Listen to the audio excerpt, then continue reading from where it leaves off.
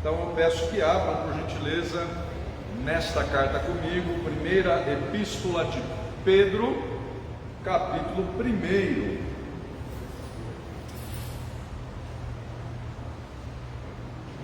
Fizemos uma pausa em nossa série de estudos em razão das férias do pastor, não é? Então agora retomamos, vamos olhar para os versos 3 a 5 nesta noite,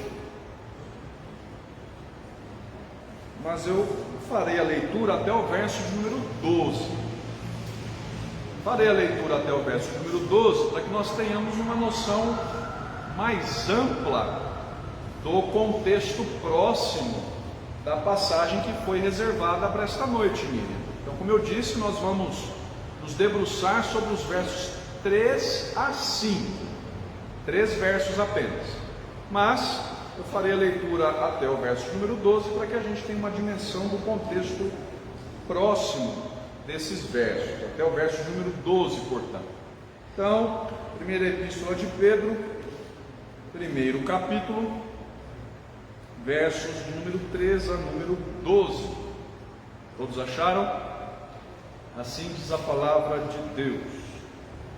Bendito o Deus e Pai de nosso Senhor Jesus Cristo, que segundo a sua muita misericórdia, nos regenerou para uma viva esperança, mediante a ressurreição de Jesus Cristo dentre os mortos, para uma herança incorruptível, sem mácula, imarcessível, reservada nos céus para vós outros, que sois guardados pelo poder de Deus, mediante a fé, para a salvação preparada para revelar-se no último tempo.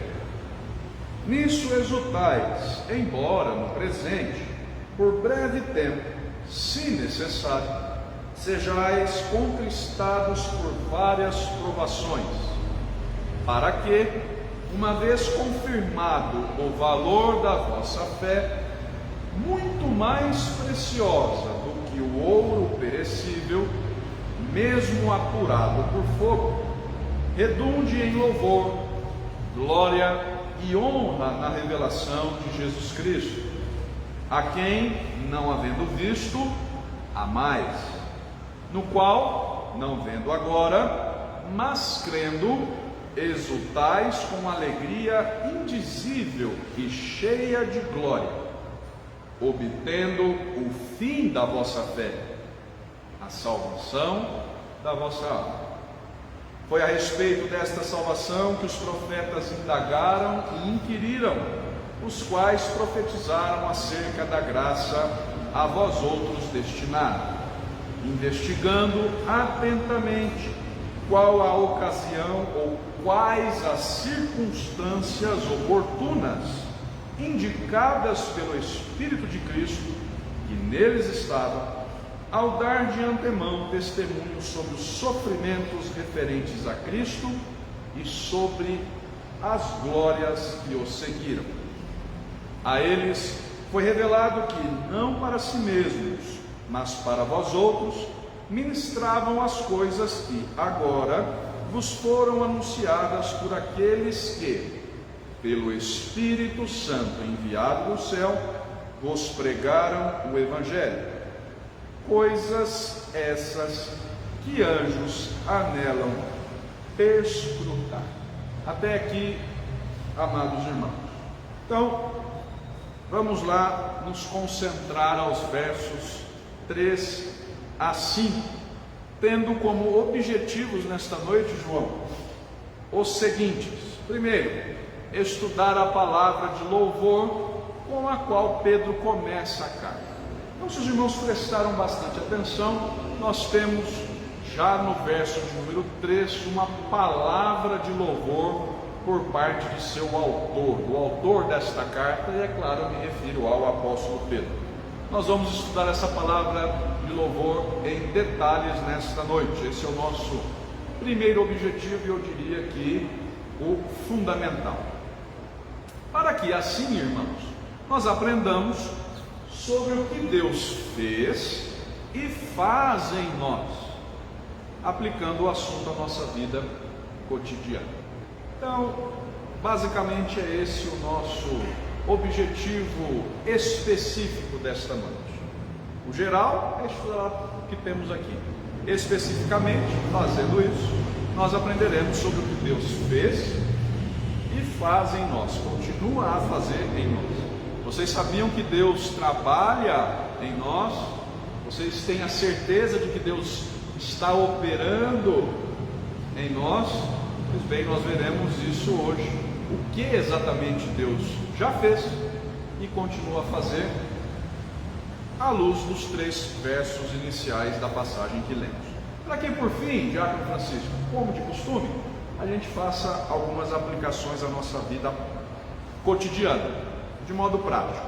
Então, vamos recapitular o que vimos. Vamos começar lembrando aquilo que já estudamos na saudação desta carta, para que depois nós nos dediquemos ao assunto de hoje e façamos as devidas aplicações. Então, bem rapidinho, Marli, vamos recapitular o que já estudamos nesta carta, quando olhamos para os 2 primeiros versos, ou seja, quando olhamos para a sua saudação, para a saudação de seu autor. Lembrem-se, trata-se de uma carta. Pois bem, sendo uma carta, há a saudação inicial. Nós estudamos a saudação inicial e vimos que em meio aos sofrimentos deste mundo, os destinatários de Pedro, ou seja, aqueles a quem Pedro escreveu esta carta, seus leitores originais, portanto, seus leitores primários, podiam estar certos de uma verdade profundamente encorajadoras, o leite. Qual seja, minha irmã? A de que esses crentes, esses cristãos, a quem Pedro escreve, foram salvos pelo Deus Trino e que isso lhes garante um futuro incomparavelmente melhor, Bárbara, em relação ao presente que eles viviam. Então nós já falamos sobre isso introdutoriamente, sabemos que esses leitores desta carta, Pedro, estavam sob perseguição, estavam sofrendo, os dias não eram fáceis, perseguição mais local do que imperial, Ivonete. Essa perseguição imperial viria anos depois, mas já aqui esses destinatários de Pedro estavam sendo perseguidos localmente, ou seja, em seus locais de residência, sentiam em seu dia a dia a perseguição pelo fato de serem discípulos de Cristo. Então Pedro inicia esta carta saudando esses crentes de um modo encorajador. Estão lembrados, irmãos? Vejam comigo, versos 1 e 2 do primeiro capítulo. Ele primeiro se apresenta, né? Pedro, apóstolo de Jesus Cristo. Depois descreve seus destinatários. A quem ele escreve? Aos eleitos que são forasteiros da dispersão no Ponto, Galácia, Capadócia, Ásia e Bitínia. Já entendemos bem os significados disso. E aí vem a saudação profundamente encorajadora. Quem são esses crentes? Eleitos segundo a presciência de Deus Pai. Então vejam, a pessoa do Pai. Depois, em santificação do Espírito. Vejam, a pessoa do Espírito, para a obediência e a aspersão do sangue de Jesus Cristo. Pessoa do Filho. E aí a saudação, graça e paz do Senhor. Então Pedro está encorajando já na saudação.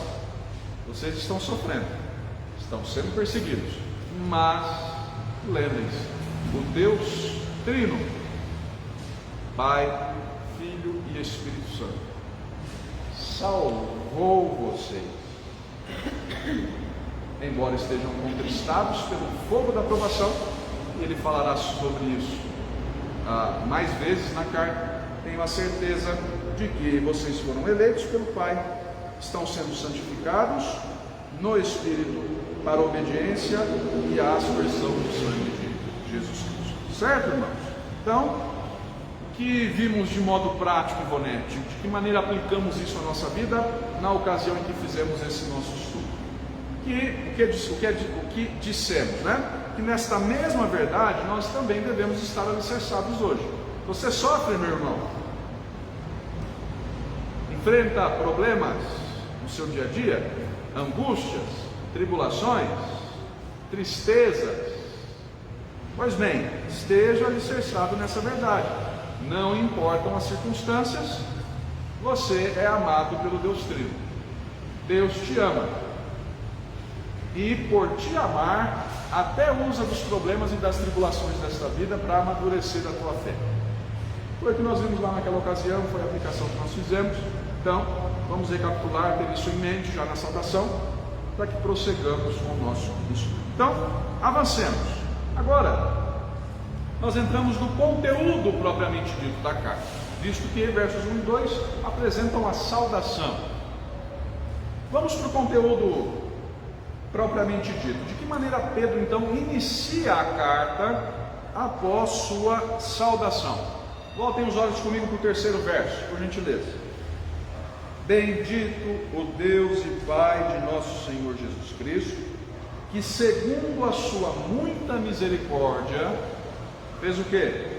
Nos regenerou para uma viva esperança, mediante a ressurreição de Jesus Cristo dentre os mortos. Então vamos verso a verso, comecemos então com esse terceiro verso. Vejam, irmãos, a carta é iniciada, como eu disse, pós-saudação. Vejam, com uma palavra de louvor. Pedro começa a carta pós-saudação louvando a Deus. O que é que ele diz? Bendito o Deus e Pai de nosso Senhor Jesus Cristo. Essa mesma palavrinha, dona Eunice, bendito, poderia ser traduzida em nossa língua portuguesa como louvado. Louvado seja o Deus e Pai de nosso Senhor Jesus Cristo. Então trata-se de uma palavra de louvor, de uma doxologia. Já ouviram essa palavrinha difícil? Doxologia. Nós fizemos, salvo engano, cantamos no último domingo, não foi um hino com esse título, não é? Doxologia? Não é esse, João? O João estava lá na projeção e vai lembrar mais do que a gente aqui. O que é uma doxologia? É uma palavra de louvor, trazendo da língua grega para nós aqui. Palavra de louvor. É assim que Pedro começa esse texto. Ele louva a Deus Pai por sua obra nos crentes. Obra que é efetuada segundo a sua muita misericórdia. Então vamos aqui desmembrar o terceiro verso para a gente entender em detalhes. Vejam, ele começa dizendo: bendito Deus e Pai. Então está fazendo referência à pessoa do Pai, que é Pai de quem, irmãos? Deus e Pai de só Jesus Cristo? Nosso Senhor Jesus Cristo. Vejam que coisa interessante aqui. Ele está dizendo que, na verdade, ele está louvando a Deus, ao Deus Pai, mas ao mesmo tempo ele diz que esse Deus é Pai de nosso Senhor Jesus Cristo. A palavra Senhor, irmãos, na língua grega, é derivada de Adonai da língua hebraica no Antigo Testamento. Então vejam o que Pedro está fazendo nesse terceiro verso. Está reafirmando a divindade de Jesus. Pedro está dizendo que Jesus, o Filho de Deus, Pai, também é Senhor. Ou seja, Pedro está dizendo que Jesus, o Filho de Deus, Pai, também é Deus. E ele está louvando a Deus nas pessoas do Pai e do Filho, portanto. E vejam só que coisa interessante, nós não podemos nos esquecer disso, irmão. O Deus a quem servimos tem um Filho, e Filho unigênito. O que quer dizer a palavrinha unigênito? Único. Vejam, esse é o que diz, por exemplo, um dos versos mais conhecidos da Bíblia, João 3,16. Vamos lembrar? Porque Deus amou o mundo de tal maneira que deu seu Filho unigênito, único, para que todo aquele que nele crê não pereça, mas tenha vida eterna. A rigor, Deus só tem um Filho, e seu nome, o nome que esse Filho ganha na encarnação é Jesus. Mas a pergunta que eu faço é: mas os crentes também não são chamados filhos de Deus? São ou não são, irmão? Os crentes são filhos de Deus? Sim. Mas por quê? Se a Bíblia apresenta um único Filho, é porque em Cristo todos nós somos adotados por Deus. A Escritura diz que Jesus é o nosso irmão mais velho, que pela obra de Cristo, aplicada em nós pelo Espírito Santo, todos nós passamos a ser parte da família de Deus, porque somos adotados por Ele. Nós vamos estudar isso em teologia sistemática na nossa escola dominical, se Deus assim permitir, quando tratarmos da doutrina bíblica da adoção. Deus nos adota em Cristo, mas a rigor, teologicamente falando, Deus tem um único Filho, e é Jesus. Mas pela obra de Cristo, todos nós somos adotados, de modo que Jesus nos chame hoje de irmãos. É interessante, estão lembrados da maneira com a qual Jesus se dirige a seus discípulos, quando ele aparece ressurreto no cenáculo? Ele os chama de irmãos. Fortaleça a fé dos meus irmãos.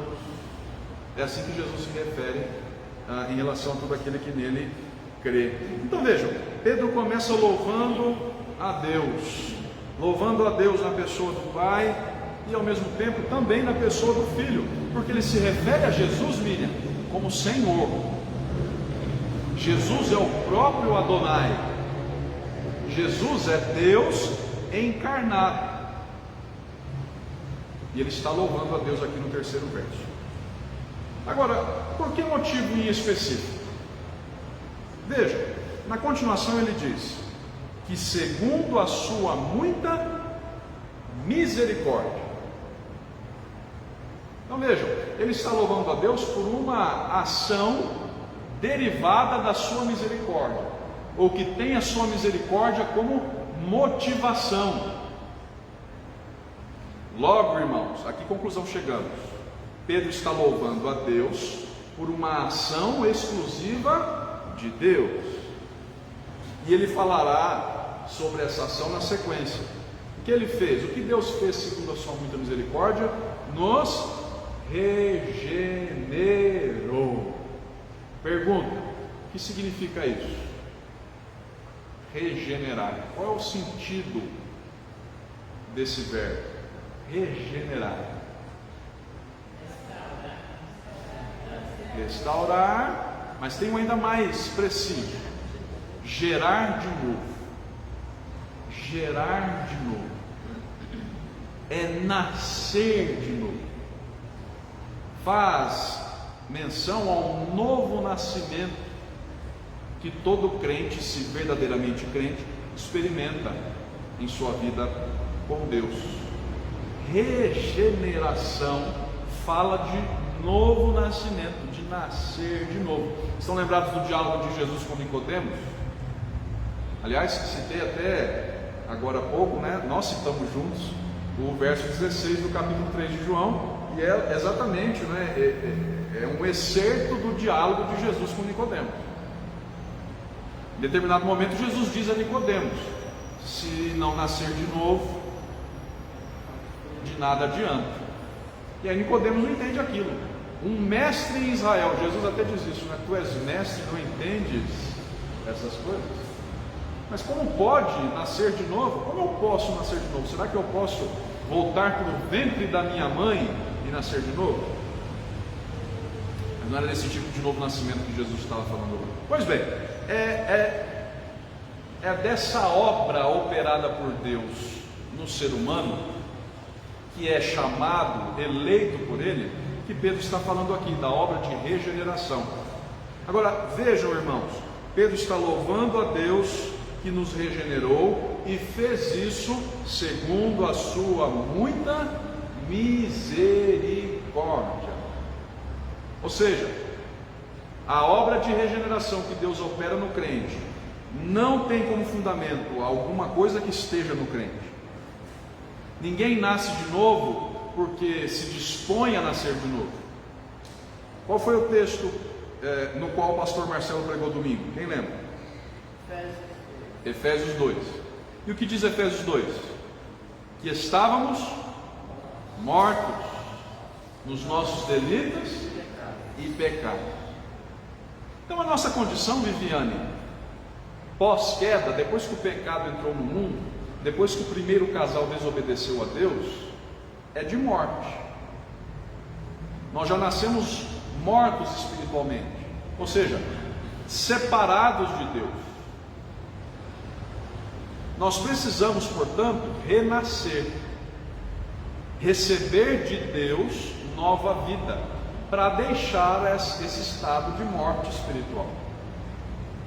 Então é desse renascimento, dessa regeneração que Pedro está falando aqui, e ao fazer menção a ela, está louvando a Deus. Agora vejam, irmãos, segundo a sua misericórdia, Deus nos regenerou.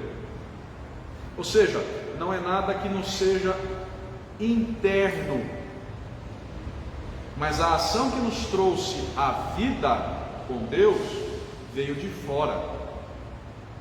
O próprio Deus nos deu vida em Cristo. E por isso Pedro está louvando ao Senhor aqui, segundo a sua muita misericórdia. Vejam como isso é prático.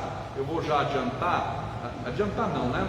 Vou brevemente fazer uma aplicação e com a permissão dos irmãos, porque eu não separei essa aplicação nos slides, mas me veio à mente, me ocorreu agora.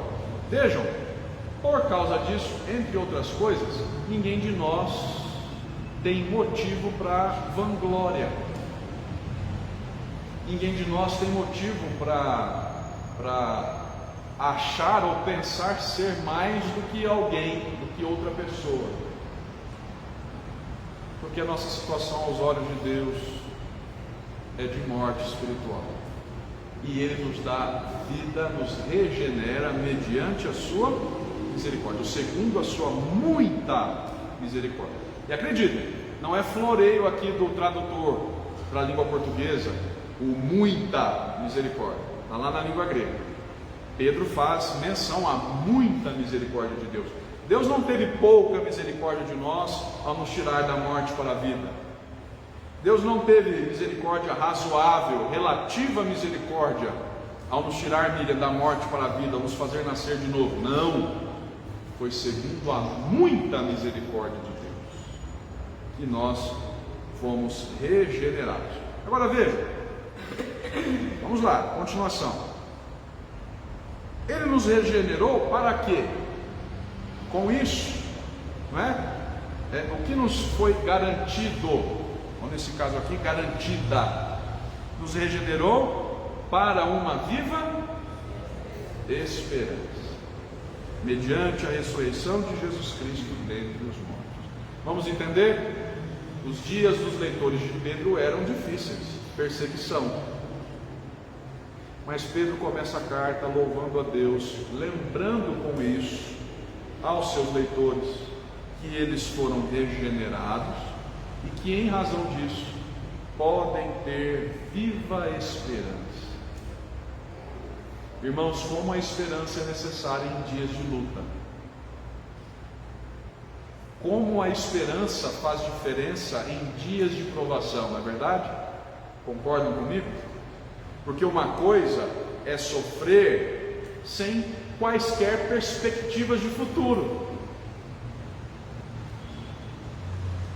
Eu sofro e não sei se amanhã esse sofrimento terá fim. Entendem? Outra coisa diferente é sofrer, mas ter a certeza, ter a esperança viva de que um dia esse sofrimento acabará, de que pelo fato de ter sido regenerado por Deus, esse sofrimento não só acabará, como hoje tem algum propósito na minha vida. Pode ser que eu o desconheça, mas eu vivo de modo esperançoso. Eu tenho viva esperança.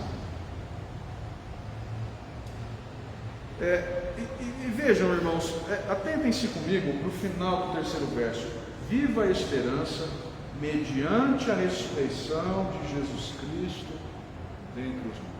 O apóstolo Paulo, escrevendo aos Coríntios, disse que se Cristo não ressuscitou dos mortos, é vã a nossa fé. Estão lembrados disso? Está no capítulo 15 da primeira carta aos Coríntios. Mas porque Cristo ressuscitou dos mortos, irmãos, nós podemos hoje, ainda Ivonete, que em meio às lutas, ter a certeza de que nem mesmo a morte prevalecerá contra o povo de Deus. Vejam como é bonito isso. Nesse mesmo capítulo da carta aos Coríntios, capítulo 15, é dito que Cristo ressuscitou dos mortos e que, em certo sentido, Ele é das primícias dos que dormem. Estão lembrados disso? O que Paulo está querendo dizer com isso? E eu vou fazer um link aqui com o que Pedro está dizendo. O fato de Cristo ter ressuscitado, irmãos, nos garante que nós, como crentes, seus seguidores, teremos o seu mesmo destino um dia. O que é que Jesus disse na ocasião em que trouxe Lázaro da morte à vida? Eu sou a ressurreição e a vida. Aquele que crê em mim, ainda que esteja morto, então vejam, irmãos, a esperança que nós podemos ter, da qual nós podemos usufruir, ainda que as circunstâncias da nossa vida sejam difíceis. Deus nos salvou, nos regenerou segundo a sua muita misericórdia, para uma viva esperança. Eu te pergunto, meu irmão, você tem vivido com essa esperança? Ou será que os dias têm sufocado a sua fé? Ou será que os dias já apagaram a viva chama da esperança que deve arder no nosso coração? Aquela certeza de que, por mais que soframos aqui, somos mais do que vencedores em Cristo Jesus. Mediante a ressurreição de Jesus Cristo dentre os mortos, nós fomos regenerados para uma viva esperança. Mas não para por aqui, vamos para o quarto verso agora. O que mais? Este Deus que é louvado por Pedro aqui, regenerou os crentes, não só para uma viva esperança, mas também, quarto verso, para uma herança incorruptível, sem mácula, imarcessível, reservada nos céus para vós. Então veja, também pela regeneração, Deus levou os crentes a uma herança futura, única, que está reservada nos céus a todos aqueles que são seus. E por que eu digo única? Porque eu estou tentando resumir num único termo os três que Pedro apresentou aqui: incorruptível, sem mácula e imarcessível. Vejam, eu chamo de única no slide porque é diferente de toda e qualquer herança que o mundo pode proporcionar. A herança, irmãos, que um parente abastado deixa a um parente em vida, caso o primeiro morra, ela pode se corromper facilmente. A ferrugem pode consumir, não é? Vamos lembrar lá do início dos anos 90, o governo pode confiscar. Estão lembrados do confisco das poupanças? Pois bem, teve gente que sofreu muito com isso, né? a herança que alguém pode deixar, a conta bancária, a poupança que alguém pode ter neste mundo, pode de uma hora para outra sumir, pode se corromper, pode levar à corrupção, pode ser fruto de corrupção. Aqui eu estou fazendo a brincadeira com o termo sem mácula, né? Tem muita gente que enriquece à base de crimes, não é? Na base de corrupção. Mas vejam a herança que está reservada para o crente em Cristo Jesus. Primeiro, ela é incorruptível. Vejam o que Pedro está nos dizendo, irmãos. Ela não só não se corrompe, como não pode se corromper.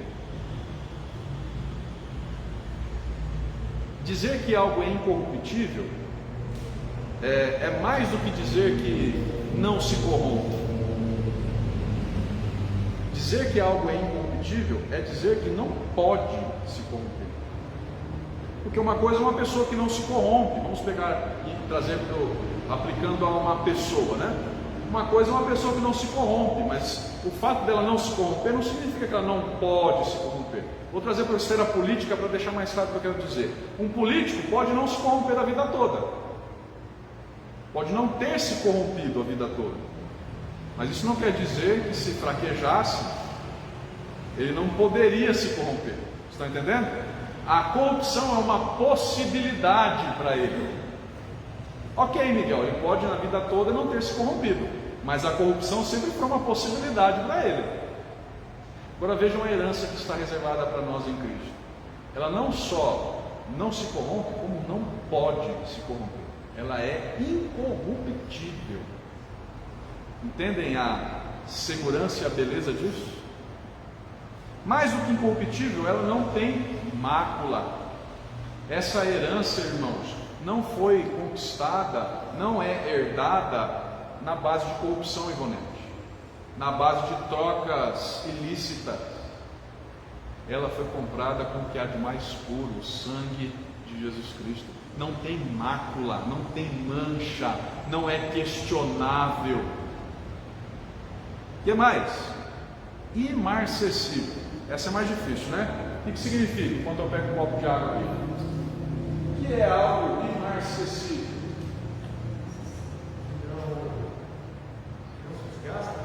Que não se desgasta, que não desvanece,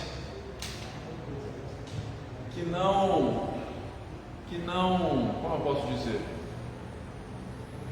Pensem em sinônimos para isso tudo que foi dito, não se deteriora, não se apaga. Esse é o sentido. Vejam, irmãos, Pedro está fazendo uso desses três adjetivos aqui, para nós traduzidos assim, né? Para deixar claro de que tipo de herança nós temos em Cristo Jesus, mediante a muita misericórdia de Deus, segundo a qual Ele nos regenerou. Não é qualquer herança. Agora, Mauri, isso aqui para crente que está enfrentando provação, dificuldade, luta na vida, meu irmão, é um balde de bálsamo. Era o caso dos crentes aqui. Luta, tribulação, problema, e aí Pedro vem e lembra: a vida de vocês não se limita a essa existência. Vocês têm uma herança no céu, guardada por Deus, incorruptível.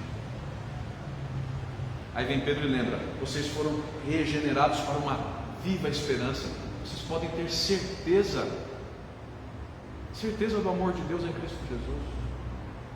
Como Ele ressuscitou, nós um dia também ressurgiremos com Ele. A nossa existência não está limitada a este mundo. Vejam, Pedro está confortando os crentes, louvando a Deus. Às vezes a gente também faz isso, não faz, irmãos? Ora de um modo na oração, confortar alguém, ou ensinar alguém. Pastor tem muito disso. Vou contar para os irmãos um segredo, né? Às vezes o pastor, pelas circunstâncias, não quer confrontar a pessoa direto assim falando, na lata. Aí ele, vamos orar. Aí ele ora e na oração já diz o que precisa ser dito. Para de um modo um pouco mais jeitoso acertar as coisas. Pedro está louvando a Deus aqui, mas nessa palavra de louvor ele está encorajando os crentes, encorajando os irmãos. Por fim, 5º verso. Aliás, finalzinho do 4º verso, né? Eu não enfatizei aqui. Essa herança está reservada nos céus para vós. Está guardada. Foi por isso que eu escolhi o hino de número 105. O que nós cantamos no refrão do hino de número 105? Que Deus guardará o nosso tesouro até ao dia final. Dessa mesma realidade nós estamos aprendendo aqui neste trecho, nesta passagem. Agora, 5º verso, para terminar. Vós, crentes, por fim, que sois guardados pelo poder de Deus, mediante a fé, para a salvação preparada para revelar-se no último. Então, além de nos regenerar, então vejam, Deus nos regenerou. O que Deus fez e faz em nós? O que Ele fez? Nos regenerou. A conjugação do verbo grego lá aponta para essa ação passada que tem efeitos presentes. Nos regenerou, uma ação feita no passado, já aconteceu. Mas Deus continua a fazer. A ação de Deus é constante em nós. O que Ele continua a fazer? 5º verso. Continua a nos guardar. A nossa fé, a nossa vida é guardada nele. Vós que sois guardados pelo poder de Deus. O verbo grego aqui, o seu sentido é de continuidade. De algo, Viviane? Contínuo, permanente. Deus está a nos guardar continuamente, esse é o sentido. Deus guarda a nossa vida pelo seu poder mediante a fé. Nisso também consiste sua obra em nós, pela qual Pedro louva ao Senhor. E vejam que ele está falando aqui da nossa perseverança na fé. Essa é uma das doutrinas que nós calvinistas tanto enfatizamos. Já ouviram falar da doutrina da perseverança dos santos? É um dos 5 pontos do calvinismo, inclusive. Não foi Calvino que inventou isso, não foram os calvinistas holandeses do século XVII que inventaram isso. Essa doutrina é bíblica. Deus garante que nós não nos perderemos. Deus nos guarda em seu poder, de modo a nos levar ao dia final, de modo a nos salvar integralmente no dia de Cristo Jesus. Essa salvação já começou, ela continua, seus efeitos continuam sobre nós hoje, mas há um dia em que ela se consumará. É desse dia que Pedro está falando aqui no final do 5º verso, para a salvação preparada para revelar-se no último tempo. Então, irmãos, em algum sentido nós ainda não fomos salvos. É verdade que no sentido nós já fomos salvos, mas há um sentido no qual nós ainda aguardamos a salvação, ou seja, a sua consumação, quando a boa obra que Deus já iniciou em nós em Cristo pelo poder do Espírito Santo será completada. Estão entendendo? É desse dia final que Pedro está falando aqui.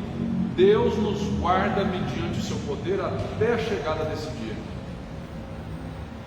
Sabe o que isso significa, meu irmão? Que Deus não permitirá que você se afaste dele. É verdade, pode ser que na sua caminhada você até passe alguns momentos longe da sua presença. Foi assim com o nosso irmão autor desta carta. Estão lembrados? Ele negou o Senhor 3 vezes e ficou algum tempo. Quer saber? Eu vou pescar. quero mais saber desse negócio de ministério para mim não, vou voltar para a minha profissão, vou lançar as redes ao mar, não quero mais saber desse negócio de Jesus, porque eu traí, eu não sou suficiente para a obra que Ele confiou. Mas chega a hora que esse pastor que nos guarda de perecer, nos chama para junto de si. Vem cá, Pedro, eu vou assar uns peixinhos para a gente comer aqui na beira da praia. Chega mais, Pedro. Tu me amas? Tu me amas? Tu me amas? Pastoreia as minhas ovelhas. Cuida dos meus rebanhos. Então vejam, irmãos, os crentes a quem ele escreve podem estar certos de que foram regenerados por uma viva esperança. Podem estar certos de que tem uma herança de uma incorruptível guardada para eles no céu. E também podem estar certos agora que Deus mesmo os guarda pelo seu poder, mediante a fé, para a salvação preparada para a revelação. Isso é muito importante, irmãos. O próprio Jesus disse que ninguém pode arrebatar as suas ovelhas de suas mãos. Em que capítulo está isso mesmo? De que livro?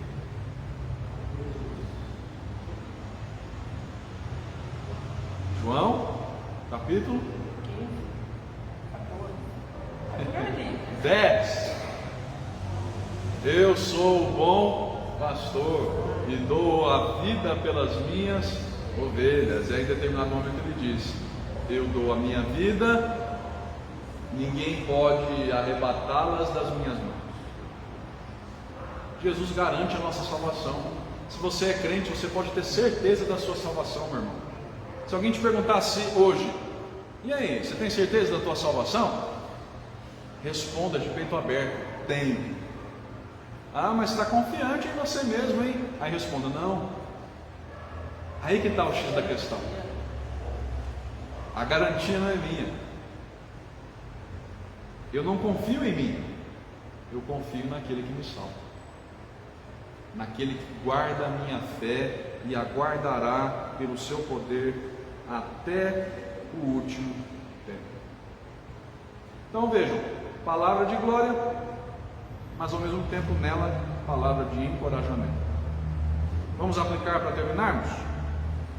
Dúvidas antes disso sobre o texto? Algum termo que não tenha ficado bem entendido, alguma expressão que não tenha ficado bem entendida, algo do contexto que precise ser retomado? Essa é a hora. Não? Então vamos aplicar? O que isso nos ensina hoje, né?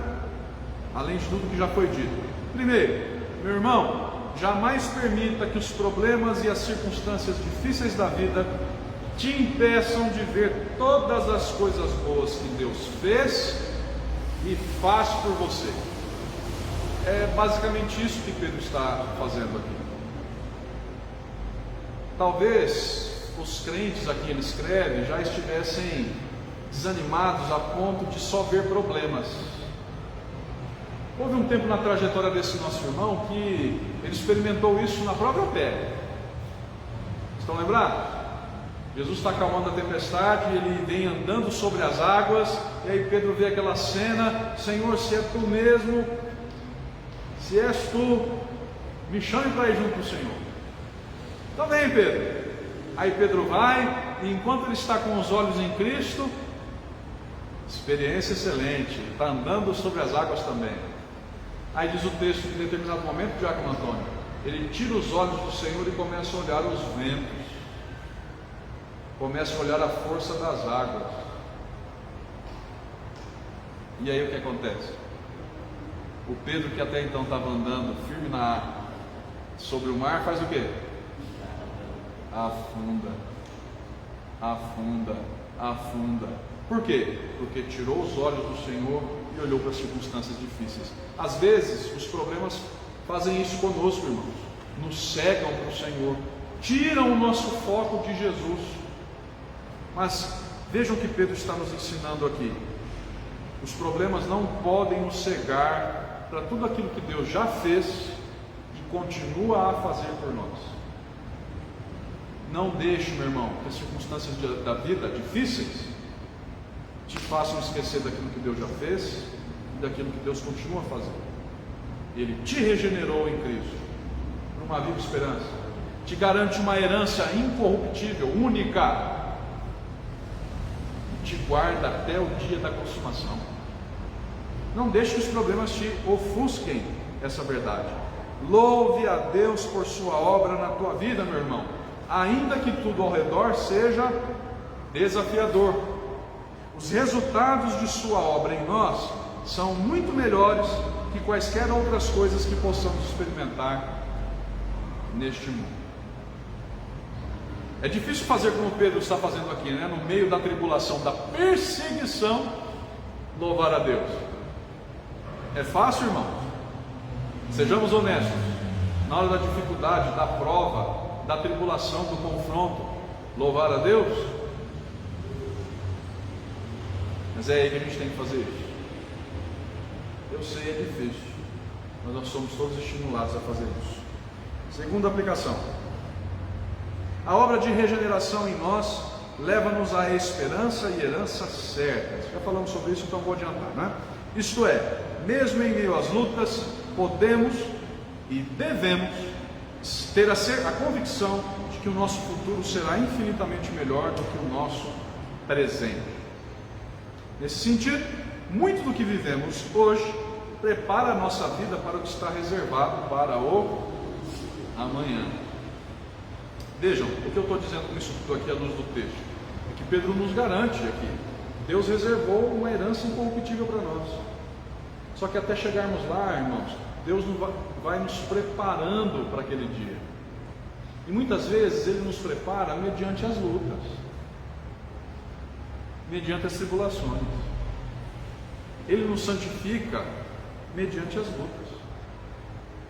Como o ouro é refinado com o fogo, muitas vezes a nossa fé é refinada com o fogo da prova, com o fogo da tribulação. E Jesus, quando contou a parábola do semeador, que poderíamos chamar de parábola das sementes, ele disse que há pessoas que até têm o coração semeado com a palavra de Deus, mas os problemas da vida, estão lembrados disso? Como os espinhos sufocam, e aí as pessoas viram as costas.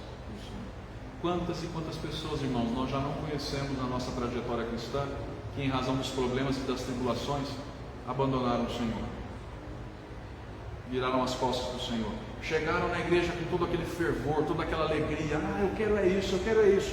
Aí a prova veio, a tribulação veio, a preocupação da vida veio,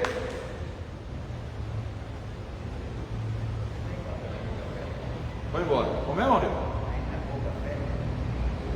Exatamente, ou nenhuma fé, né, Maurício? Porque Jesus disse que se nós tivéssemos fé do tamanho do grão de mostarda, a gente seria capaz de dizer ao monte: saia daqui e vá para lá, e ele faria isso. Nos falta, meu irmão, até a fé pequena.